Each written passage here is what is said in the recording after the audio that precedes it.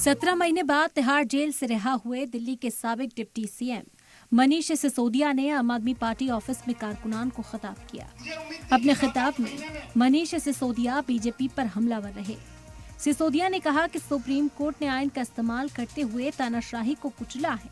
BJP ने मुझे झूठे केस में फंसाया। भगवान के घर देर है, अंधेर नहीं है। 17 महीने लग गए, लेकिन जीत सच्चाई की हुई है, जीत ईमानदारी की हुई है। इसीलिए कहते हैं कि भगवान के घर पे देर है, लेकिन अंधेर नहीं है। मनीष सिसोदिया ने बीजेपी पर निशाना साधते हुए कहा कि बीजेपी ने बहुत कोशिश की, उन्होंने हमें जेल में डाला। सोचा कि अरविंद केजरीवाल, मनीष सिसोदिया और संजय सिंह को जेल में डालेंगे तो सड़ जाएंगे। इनकी तो बड़ी कोशिशें करी इन्होंने, संजय भाई के ऊपर, मेरे ऊपर, अरविंद जी के ऊपर, पार्टी के और नेताओं के ऊपर।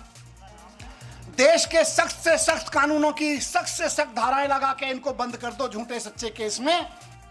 अब दफ्तर में कारकुनान को खिताब करने से पहले मनीष सिसोदिया ने राजघाट पर महात्मा गांधी को नमन किया और प्राचीन हनुमान मंदिर में पूजा अर्चना भी की। ब्यूरो रिपोर्ट, सलाम टीवी।